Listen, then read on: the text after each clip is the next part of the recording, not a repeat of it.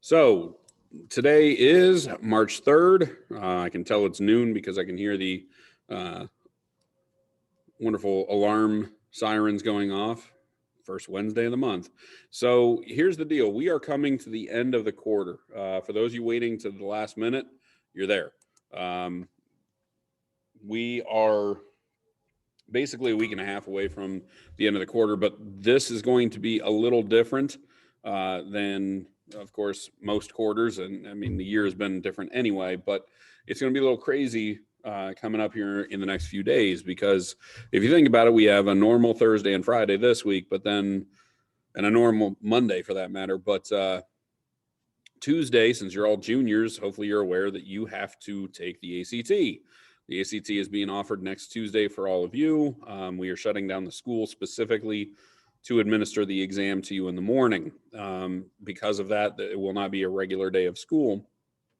And then Wednesday of next week, I have to tell you that there will not be a Zoom call next week. So I would ask that if you need help and assistance with what I'm about ready to go over with you, that you try and come on for third or fourth bell. I will post the link in this classroom to give you the opportunity that if you needed to jump in and ask a question, because literally Ficker and I are just going to treat that in the morning as kind of a Q&A session, that if you had any issues or concerns with the project that I'm about ready to present, that you could just jump on and ask your questions during that time period. So the reason that I will not be available is in the afternoon next week, they are going to administer the second dose of the vaccine. And then if you aren't aware, next Thursday has been declared a no school day because the second dose tends to knock a lot of people for a loop. And because of that, they are basically just saying, hey, we can't cover the buildings. We're anticipating staff members being ill. So next Thursday is a day off school as well. So next week's a little nuts as it is. And then Friday is an in-service day. So all next week's just kind of nuts.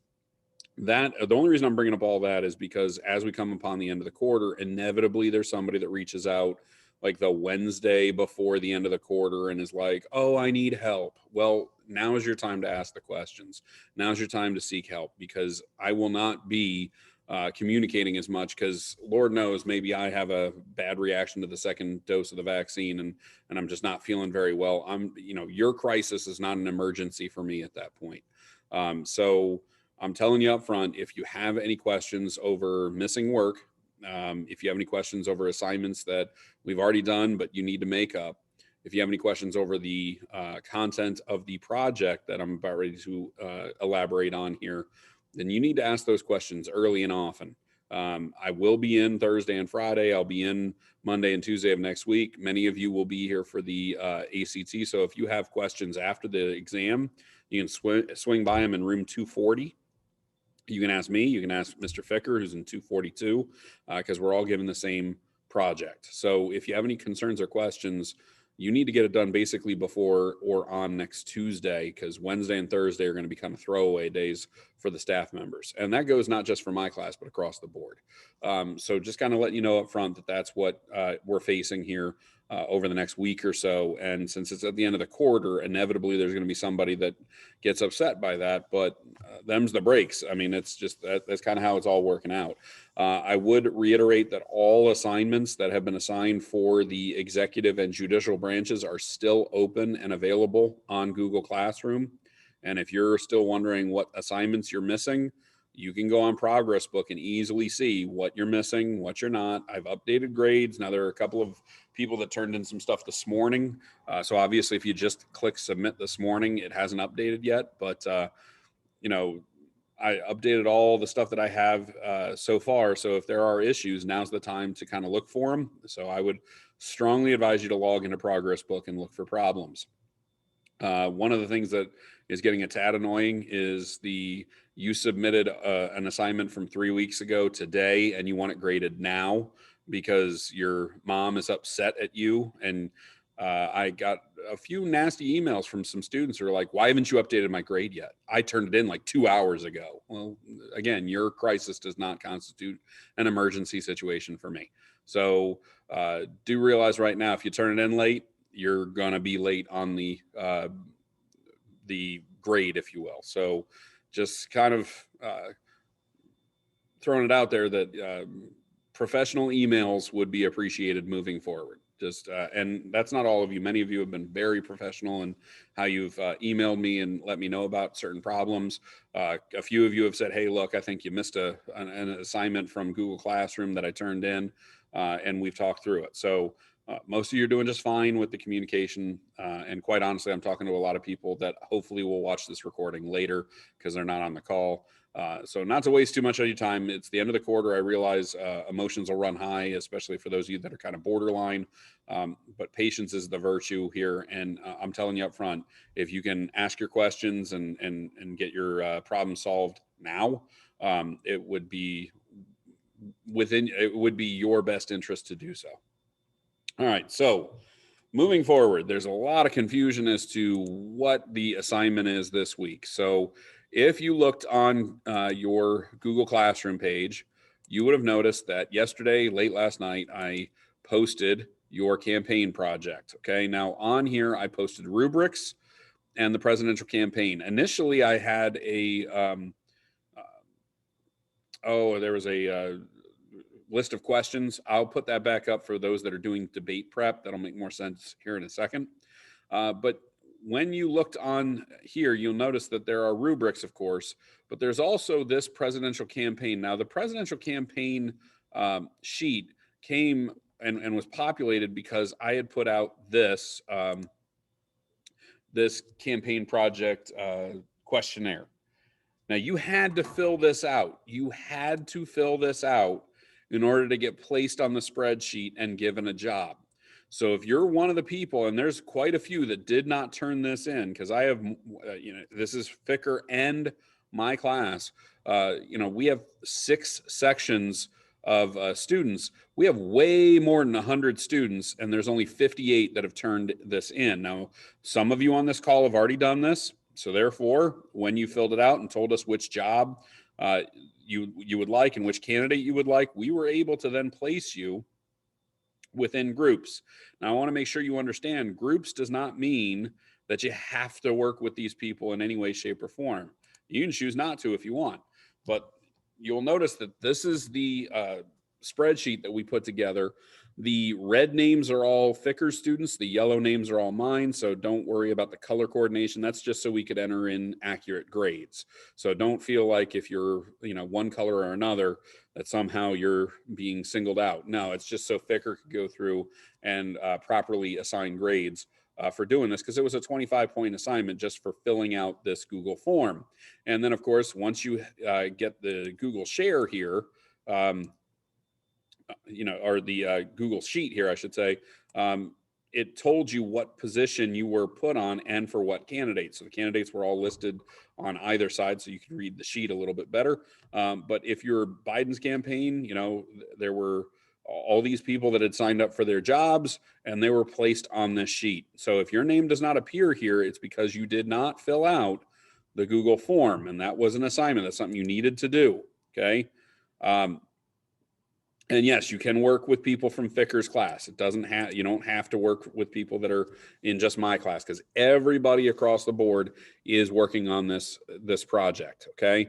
Now, when you are placed in these groups, it doesn't mean you have to work with these people, okay? And I don't want to hear any, I can't work with so-and-so because I don't like them, or, there's all kinds of drama between me, and I don't want to hear it. Like, you don't need to work with these people if you don't want to.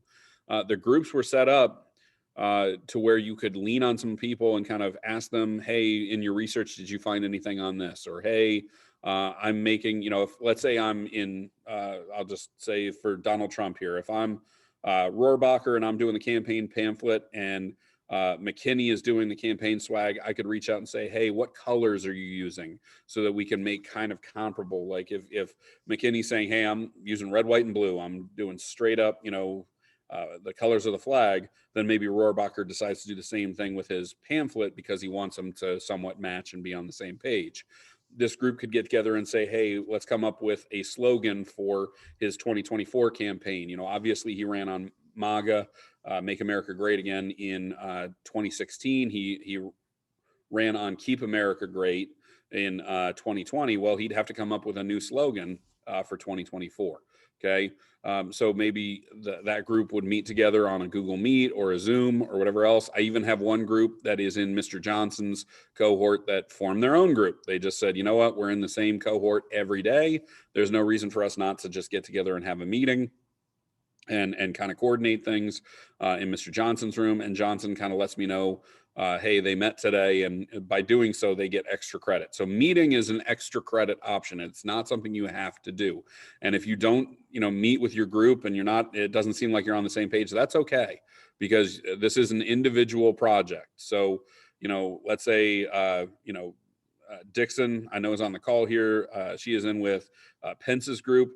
Let's say she just can't meet with Moody and Perkins and Prado and kind of makes her own thing with the campaign swag. That's totally fine, as long as Dixon is following the rubric and doing what she needs to do to complete her job.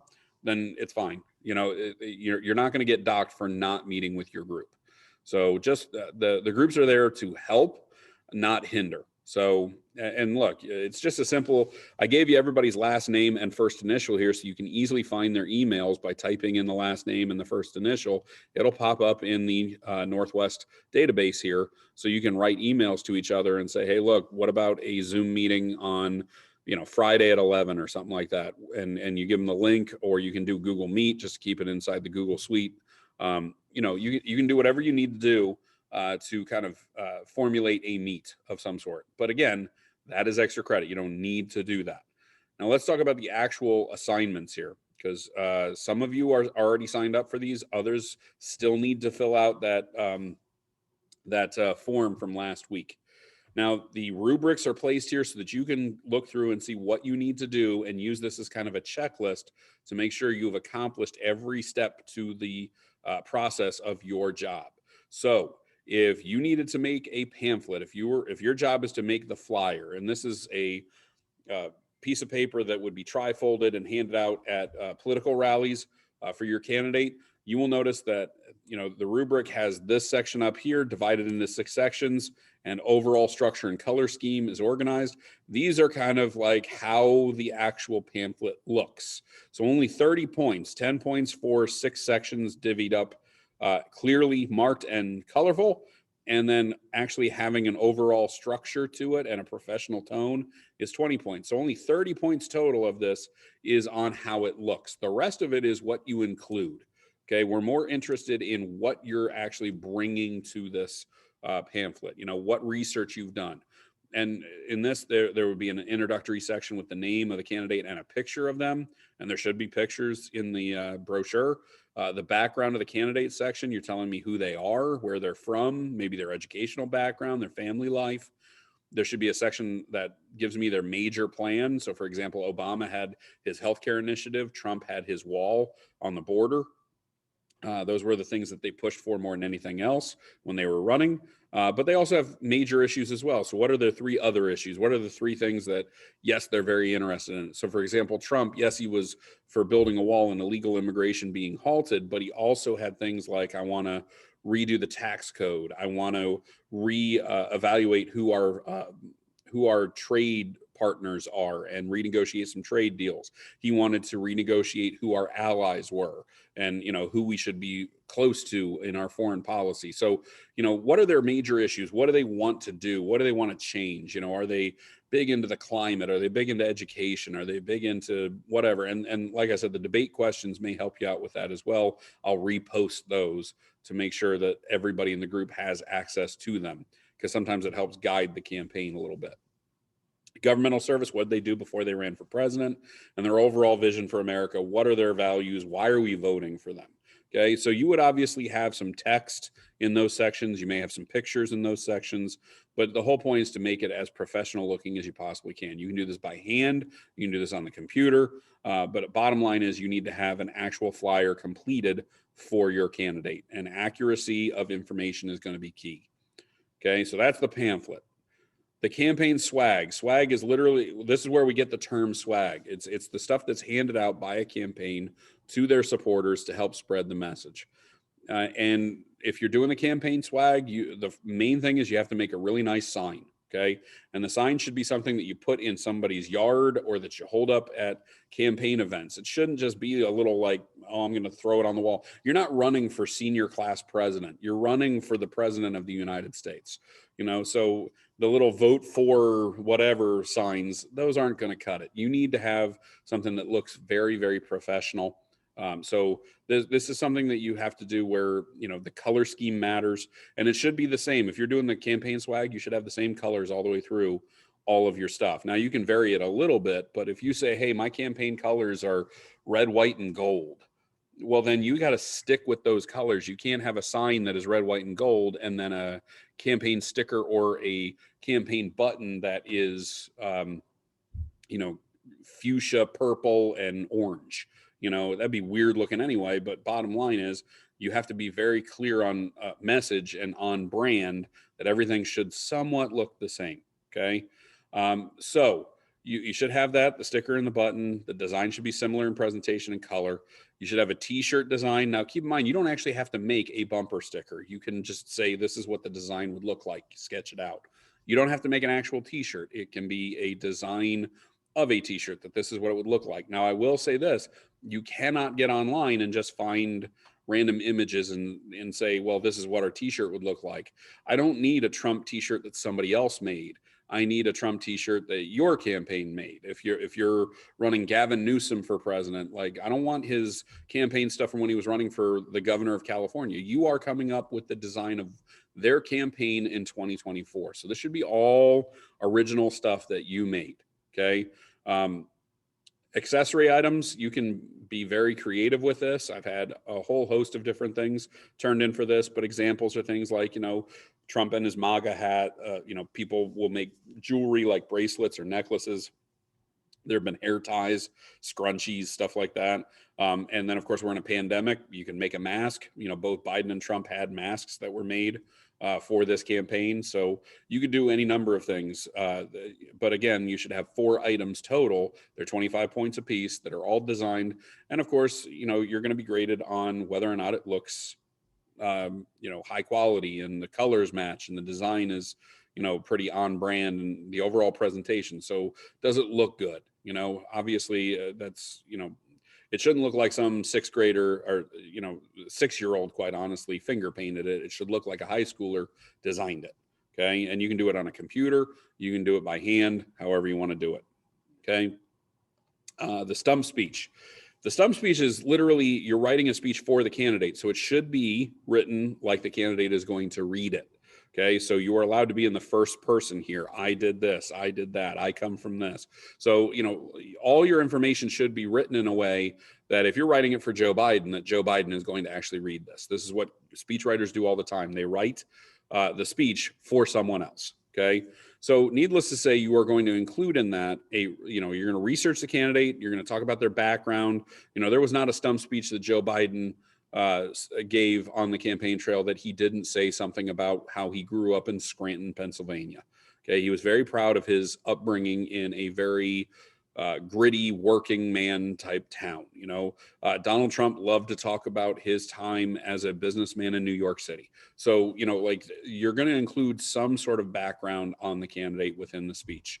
You're going to talk about the 3 issues, which you may want to talk to your pamphlet person or your website person or anybody that's going to be talking about the issues. Overall vision of America. Again, you may want to be in cahoots with the campaign flyer website designer because they're going to be doing the same stuff. Okay, the speech should directly address the followers, the people at the event that you're at. You should be talking to your supporters. Okay, and it should be organized in content, show that you actually did some research and that you understand who your candidate is and what they believe. And it should be appropriate length. If you turn in something that is not, that is less than 1 page, because it should be 1 to 2 full pages. It should be somewhere in that, at least 1 full page. Okay, it doesn't have to be more than 2, but at least 1 full page. And it should be typed 10-point font, Arial, 2, double-spaced lines. Okay. If you do anything different from that, you're going to lose points. If you turn in 1 paragraph that's size 18 font Comic Sans, well, Comic Sans is kind of a joke font, and you're going to get a joke of a grade. So please make sure that you're following along and saying, all right, well, I've got to type it out, and this is 10-point font right here. Okay. Actually, it's 11-point font. come to think of it, so it's a little less than that. You can get away with 11 because, see, obviously I didn't even tell the difference, but if you start going 14, 15 to 18 to 24 point font and you claim ignorance, I'm telling you right now, you can't do it. Okay.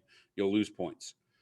So don't try and make your speech seem longer by playing with the font. Students love to do that, but you lose points if you do that.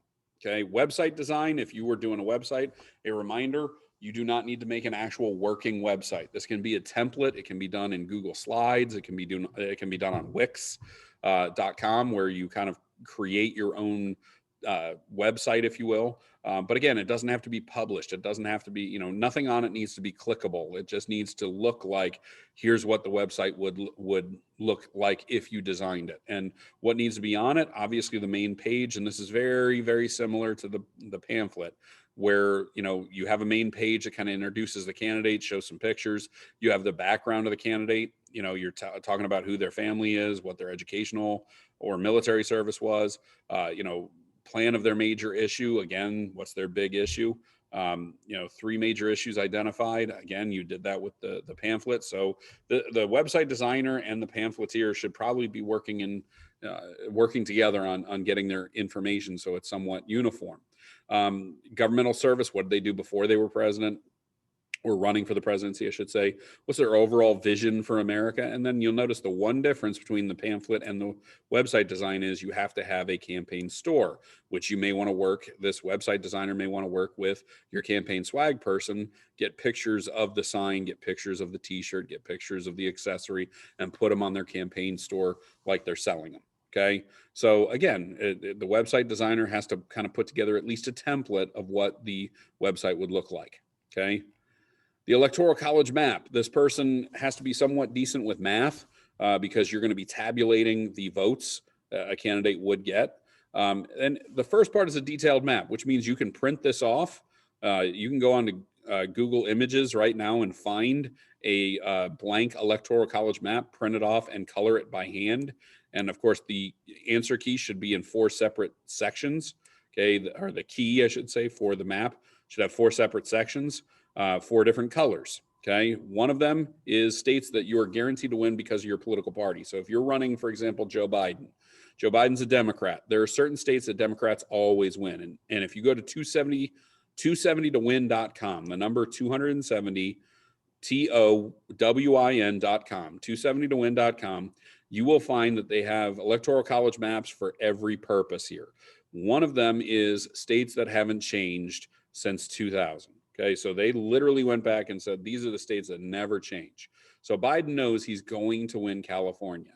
Donald Trump knew he was going to win North and South Dakota. These are states that never change political affiliations, at least in modern presidential politics. So you can already color them a specific shade because you're going to win just based on the fact that you are that political party. So what are the states that are slam dunk going to vote for you just based upon your Democrat or Republican standing? The second section, states that candidates must win. What are the states that, hey, if you're a Democrat, if you don't win this state, you're going to lose the presidency? So these are the ones that usually are in your corner, but you can't afford to lose. So for example, if you're a Democrat, you need to win Wisconsin. That's a state that sometimes will go Republican, but you need to win Wisconsin. If you're a Republican, you need to win Georgia. You need to win Ohio. These are states that always go for a Republican when the Republican wins. Okay. A Republican has never won the presidency without winning Ohio. Okay. So those are must-win states for a Republican. Now, what are swing states? These are the states could go either way. And obviously, your interpretation of this between must-win and swing states can be a little, up for debate. So it's not like it's a right or wrong answer, unless it's, you're getting a slam dunk state into the swing state area. But you can also look that up on 270towin.com as well. It'll tell you what are the swing states. There's an actual, from their drop-down menu, you can say swing states. It'll show you which states have kind of been back and forth throughout the last few presidential elections. And what are swing states? There's states like Pennsylvania, Michigan, Florida. These are states that have gone back and forth in presidential elections recently. And then, of course, the final section is states that the candidate will not win no matter what. And this goes just the opposite. If you're Biden, you're not going to win the Dakotas. If you're Trump, you're probably not winning California. Now that's the actual map. After you've done that, you have to tabulate the chart of the states. So the states that you're going to win, what's your road to 270 look like? How are you adding up to get 270 electoral college votes? So that should be kind of written out. You could type it, you can write it however you want, but you're going to show how you got to 270 electoral college votes to show that your candidate can win the presidency. And then you're going to write out exactly what your game plan, what is your justification for why you placed the states where you did on the map. And this can be a very generalized thing if you want to talk about regions, if you want to say, well, the South typically does this or New England typically does that. You can be specific on states as well, but there should be a few paragraphs at least kind of talking about your strategy, okay? So that's if you did the Electoral College map. So the first part is the map. You're actually turning in a map, and it can be physically done, like I said, or done on the computer and taking a screenshot. And then the other part, it should be typed out or written out and shared that way, okay? The wardrobe. If you're doing the wardrobe for the candidate, you're going to do 4 different outfits. One is formal, so you're going to a fundraiser or a dinner of some sort. One is a campaign event, so you're going to a stump speech, you're going to a parade, so you're obviously outdoors. You should be looking like you're professional, but a little bit more kind of on the go. A debate, you should look polished and ready. And then casual event, like you're going to a golf outing, picnic, baseball or basketball game, you're just kind of chill. What are they looking like? Now, again, this should be sketched out. This is for an artist. This is not hop on Google Image and find images of the candidate. If you do that, you're getting a 0. This has to be your work. So if you're doing the wardrobe, you're drawing this out. You're sketching this out and either turning it in person or you're taking pictures of it and submitting it that way. And then you're going to do a detailed explanation. Why did you choose the colors that you did? Why did you choose the designs you did? Maybe some of the accessories. Did you have them wearing specific types of jewelry? Did you have them, maybe you had them put their hair in a specific style? Maybe you had them, wear a certain type of watch. If they're wearing a suit, did you have them wear a specific color of tie? Did they wear a pin on their lapel, to denote something? What is it about their outfits that was so striking to you that you had to include it? So you're going to explain each one of your designs, okay? The last one is debate preparation. This is where I will send you a list of 15 questions on 15 different issues, and you will answer them as if you are the candidate. Each question should be answered by at least 3 sentences. You should be addressing the issue. You should be talking about what the issue is all about, and then you should be telling me how your candidate views the issue. So they should be taking a stance on it. One way or the other, doesn't matter what the stance is, as long as they're, accurately depicted. So for example, you don't want to have, if you said, well, Joe Biden, on illegal immigration, he is in favor of building a wall. No, he is not. That is Donald Trump that is in favor of that. Okay. Now, if you're going to say, well, Joe Biden's in favor of allowing all illegals in. No, he's not either. So try and be as accurate as you can. Now, if you're doing the debate prep for somebody like Biden or Trump, it should be fairly easy because their campaign websites from their actual campaigns are still up and on the internet. Okay. So you could easily look up their campaign stuff online. Okay.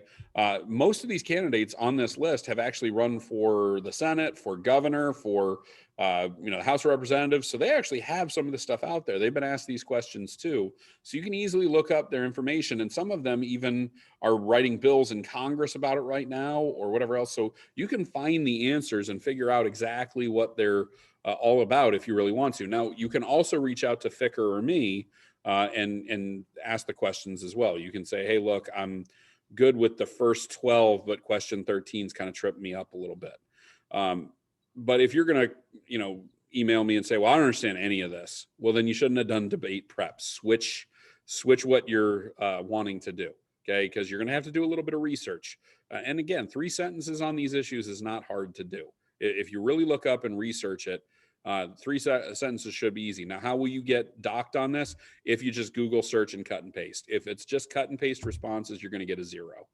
These have to be, if you're doing the debate prep for Mike Pence, it has to be Mike Pence answering this question. It can't just be, here's a definition and here's one way of looking at it. If you're obviously cutting and pasting from the internet, then you're just done. So please do not. And that goes for all of these. This is not a cut and paste type of assignment. I'd much rather you guys attempt to do it your own way and kind of stumble a little bit, because I'll definitely be lenient on grading when it comes to that, than, you know, turning in somebody else's work. Okay. So that's kind of how this this project works. Okay. This is kind of what we're doing with this project. And again, if you have yet to turn in your Google form, you need to do so ASAP. Most of you, like I said, are on the spreadsheet. Most of you have done what I've asked you to do. But there's a handful of you that aren't assigned to any job right now, so you have no idea what you're supposed to be doing moving forward. Now, you have from today until next Wednesday to get this assignment done. This is the last grade of the third quarter. So please don't wait around to the last minute to do this, because if you do, you're really going to be struggling. And for those of you that are in between grades right now, this would be crippling because it's 150 points. All right. You also have an extra credit assignment that was posted that's available to you. You can easily do that one if you would like. Okay. The extra credit assignment is again on the Google Classroom. It's right beneath the stuff that I posted last night. And again, it's just a set of Google Docs. There's directions for you.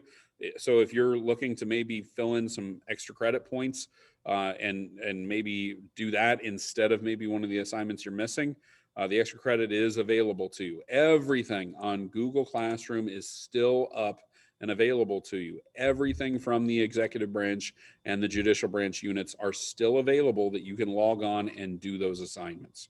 Okay. So to recap, we are a week and a half away from the end of quarter three, which means for those of you that are currently, and there are people on this call right now, you are at a 10 or a 20%. Okay. You are failing right now because you have not done some of these assignments. All the assignments are listed out in Progress Book. Everything is updated. So you can figure out what assignments you're missing by logging into your Progress Book and looking over your assignments, okay, where you have either missing or zeros. They're all still up on Google Classroom. Go back and do them, turn them in, and get your credit. If you have problems, email me. If you have questions, email me. But this is not email me next Wednesday and say, oh, well, you didn't get back to me, so therefore, you have to give me an extension. No, I don't. Okay, you have had all quarter, I should say, to do these assignments. They have always been open. I've been very lenient and on grades. Yes, you have had some points docked here and there for especially the easy assignments that should have just been done the day of or around the time that it was due. But bottom line is, folks, I want you to pass. And there are a lot of you on this call right now that you have an A or a B. You're doing just fine.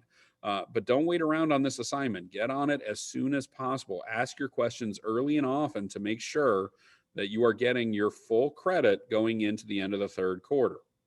Again, this is the last assignment of the third quarter, so don't stumble at the finish line here. For those of you that have assignments that are missing, it needs to be soon because they're going to start closing out. These assignments will start being deleted, and you will miss out on your opportunity to make up the work to get your third quarter percentage up. For that matter, the fourth quarter tends to be a little easier. We have to do a little bit of test prep for the air test just in case you have to take it. We are still not sure how that's going to look or if you will be taking the air test at all. That is up to our government. So we're waiting on Governor DeWine to figure that out. What I do know is that you are taking the ACT next week. So juniors, Tuesday is your ACT date. You should have received at least some communication from Mr. Zimmerly and from the district on that. But next Tuesday, the building will just be juniors. It'll just be juniors coming in, going to specific rooms. There will be social distancing for you remote people that are a little nervous about it. You have been put in very small groups. I think maybe the largest group is like 8 people in a classroom to take these exams. So you'll be placed throughout the building. You will come in, have social distance, take your exam, and then be released at the end of the exam time period. So ACT date next Tuesday for all juniors. I'm not sure what the air test is going to look like, but we do have to review for it when they do schedule it. But the fourth quarter mostly is test prep, a financial literacy unit where we talk about kind of, your funds when you grow up and move out of the house, kind of what bills are going to look like. And we're going to try and teach you kind of how mortgages work. And we're going to teach you how just loans in general work, quite honestly, how insurance works, things like that. And then you have your final project for the class, which is mostly just research-based. And most students kind of like it because it allows them to be a little creative as well. So, fourth quarter should be fairly easy so long as you stay on top of your work. So let's not trip up in quarter three where we put all of our pressure on fourth quarter's grade to carry us through and get credit for government.